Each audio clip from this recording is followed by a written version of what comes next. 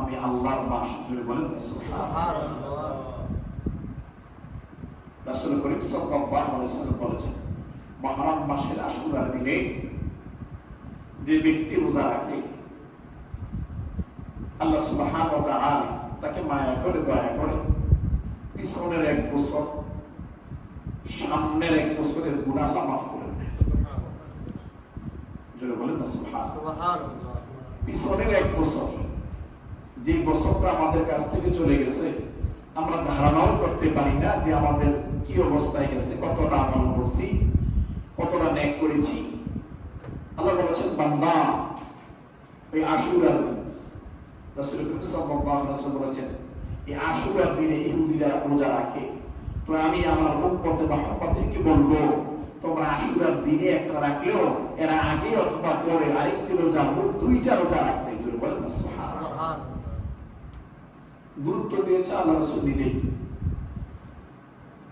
যে আশুরার দিনে রোজা। আল্লাহ বলেছেন যে আশুরাটা এই মাসটা কোন ব্যক্তির সম্পর্ক নয়, এই মাসটাই আমি আল্লাহ দিয়েছি আমার জন্য। সুবহানাল্লাহ। কারণ এই আশুরার দিনে, মুহররম মাসে আশুরার দিনে পৃথিবীর শুরু লগ্ন থেকে কিয়ামত পর্যন্ত বিস্তর ঘটনা এখানের মধ্যে উপলব্ধি করা হয়েছে। জোরে বলেন না সুবহানাল্লাহ। কাজেই আমরা যারা রোজা রাখবো তারা আশুরার দিনে একটা এবং আশুরার আগের দিন অথবা পরের দিন, এই 2টা রোজা আমরা সকলে রাখবো। আল্লাহ সুবহানাহু ওয়া তাআলা আমাদেরকে এই নফল ইবাদত করার তৌফিক দান করুন। আমিন। আল্লাহ যেন আমাদেরকে আমৃত্যু ফরজ থেকে বঞ্চিত যেন আমরা না হই, সে ব্যবস্থা করার তৌফিক দান করুন। আমিন।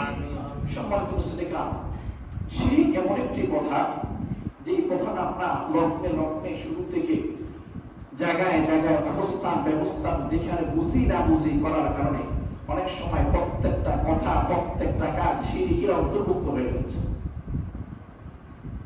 আল্লাহ বলেছেন যারা আমার ইবাদত করে তারা শিরক করতে পারে। সুবহানাল্লাহ।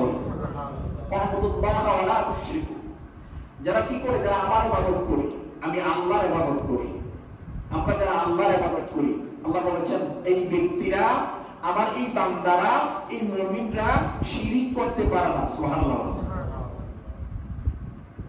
তাহলে শিরকের ব্যাপারে আমরা একটু ব্যাখ্যা করতে বুঝে যাই শিরক কেমন জিনিস বা শিরক কাকে বলে, শিরক কি। আমরা অধিকাংশ সময় বলি যে এটা উপলব্ধি করার ক্ষমতা আমার আছে,